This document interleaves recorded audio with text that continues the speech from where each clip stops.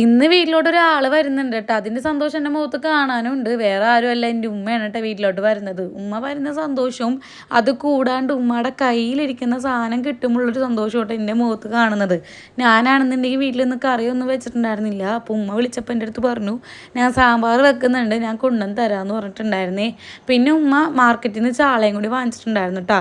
അങ്ങനെ ഞാൻ ഉമ്മർ തന്നെ ഇരുന്നിട്ടുണ്ടായിരുന്നു. കുറച്ച് നേരം കഴിഞ്ഞപ്പോഴത്തേക്കും ഉമ്മയും നമ്മുടെ ഷിനിക്കാക്കയും വന്നിട്ടുണ്ടായിരുന്നു കേട്ടോ. വർക്ക് കഴിഞ്ഞിട്ട് ഓടി അകത്തോട്ട് കയറിയിട്ടുണ്ടായിരുന്നു.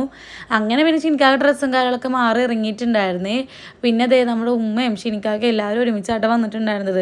ഉമ്മയുടെ കയ്യിലിരിക്കുന്ന സാമ്പാറാണ് കേട്ടോ. പിന്നെ നല്ല ജീരകം, പിന്നെ അല്ലറ ചില്ലറ ഐറ്റംസ് ഒക്കെ ഉണ്ടായിരുന്നുണ്ട്. പിന്നെ അരപ്പൊക്കെ തേച്ച കിളിമീനും കൂടെ കൊണ്ടുവന്നിട്ടുണ്ടായിരുന്നു. ഞാനിനി രാത്രി കറിയൊന്നും വെക്കണമെന്ന് പറഞ്ഞിട്ട് ഉപ്പുങ്കായം തേച്ചിട്ട് വന്നിട്ടുണ്ടായിരുന്നു കേട്ടോ മീനൊക്കെ. പിന്നെ ഷിനിക്കാക്കൻ്റെ ഫ്രണ്ടാണ് കേട്ടോ ഞങ്ങൾ വീടിൻ്റെ മേളിൽ താമസിക്കുന്നത്. അതായത് നമ്മളെ ഓണർ ഷിനിക്കാക്കൻ്റെ ഫ്രണ്ടാണ് കേട്ടോ. അപ്പോൾ നാളെ ഗൾഫിലോട്ട് പോകണതാണ്. അപ്പോൾ അതിൻ്റെ യാത്ര പറച്ചിലാണ് കേട്ടോ.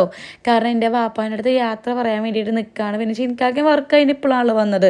അങ്ങനെ അവരോട് കുറച്ച് നേരം സംസാരിച്ചുകൊണ്ട് ഞാൻ നേരെ ഉള്ളിലോട്ട് കയറിയിട്ട് നമ്മുടെ സാമ്പാർ ഒരു പാത്രത്തിലോട്ട് പകർത്തി മാറ്റിയിട്ടുണ്ടായിരുന്നു. പിന്നെ ഉമ്മ കൊണ്ടുവന്ന കിളിമീൻ വേഗം പൊരിക്കാൻ വെച്ചിട്ടുണ്ടായിരുന്നു കേട്ടോ. പിന്നെ ഞാൻ അവർക്ക് മാതളം കട്ട് ചെയ്ത് കൊടുത്തിട്ടുണ്ടായിരുന്നു കേട്ടോ, ഉമ്മാക്കും വാപ്പാക്കും. പിന്നെ നമ്മുടെ അയിനൂസ് ഷിനിക്കാക്കൻ നല്ല കളിയിലാണ്. ഇവർ കളിക്കുകയും ചെയ്യും, അതുപോലെ തന്നെ തല്ലുകൂടുകയും ചെയ്യും കേട്ടോ. പിന്നെ നമ്മുടെ അയിനൂസിൻ്റെ നെഖമൊക്കെ വെട്ടിക്കൊടുക്കാനുണ്ടായിരുന്നു. അതെല്ലാം കൈയോടെ അവൾക്ക് വെട്ടിക്കൊടുക്കുന്നുണ്ടായിരുന്നു കേട്ടോ. പിന്നെ ഇക്കാക്ക ഭയങ്കര അഭിനയമാണ് കേട്ടോ. ഫോണിങ്ങനെ ഓണാക്കി കഴിഞ്ഞാൽ ഇക്കാക്ക ഭയങ്കര അഭിനയമായിരിക്കും. പിന്നെ ഇക്കാക്ക കുറച്ച് നേരം ഇങ്ങനെ ബെഡിൽ കിടക്കുന്നുണ്ടായിരുന്നു. ഉമ്മയും വാപ്പയും പോയിട്ടില്ല കേട്ടോ. ഉമ്മയും വാപ്പയും സീരിയൽ കാണുന്നതാണ്. അപ്പോൾ അവരോട് ഇരുന്ന് കണ്ടോട്ടെ എന്ന് വിചാരിച്ചു. പിന്നെ വെക്കുന്നതാണ് ഞാനത്തെ ചോറെടുത്ത് കഴിക്കാൻ വേണ്ടിയിട്ട് നോക്കിയിട്ടുണ്ടായിരുന്നു. നല്ല വിശപ്പുണ്ടായിരുന്നു.